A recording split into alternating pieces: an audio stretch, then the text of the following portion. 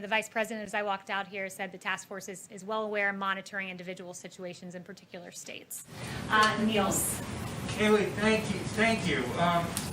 Going back to where you started with the statement about renaming the military bases, if Congress were to send over, say, the defense authorization with language that were to rename one of these bases for someone who, say, was a general who won the Civil War, would the president veto the defense authorization? The president will not be signing legislation that renames America's forts. It's important to note, Fort Bragg, for example, it's one of the largest military installations. It's home to tens of thousands of brave American soldiers.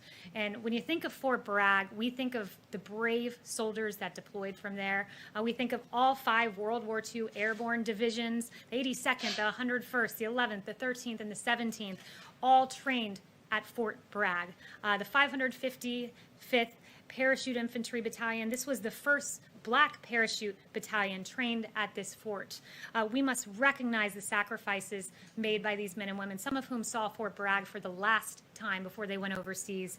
We've got to think of the Fort Bragg soldiers that have led humanitarian operations like in Hurricane Katrina and the earthquake in Haiti. We've got to honor what has happened there, not rename it. So that is an absolute non-starter for the president. And I would also note... One more question on that. Yeah, John. One more question on that.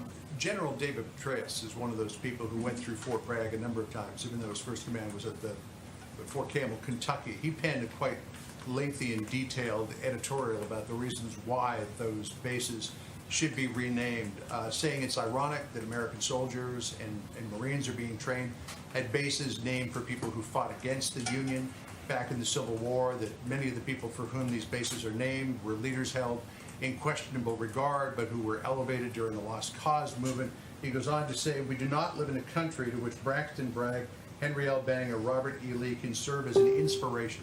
What does the White House say to that particular point of view? Fort Bragg is known for the heroes within it that trained there, that deployed from there, and it's an insult to say to the men and women who left there the last thing they saw on American soil before going overseas, and in some cases losing their lives, to tell them that what they left was inherently a racist institution because of a name.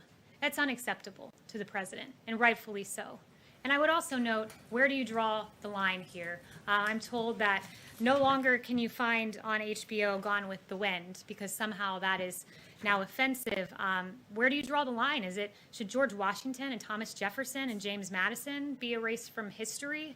What about FDR and because of internment camps? Should he be erased from history, or Lyndon Johnson, who has a history of documented racist statements? And finally, what about people that are alleged by the media to be segregationists?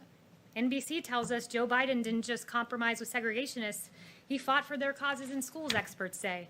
CNN tells us letters from Joe Biden reveal how he sought support of segregationists in the fight against busing. And Washington Post tells us that Biden's tough talk on 1970s schools desegregation plans could get him new scrutiny. And there are several more where that came from. So I'll leave you with the question, should we then rename the Biden Welcome Center? Thanks very much, guys. One more on George Floyd, Kayleigh.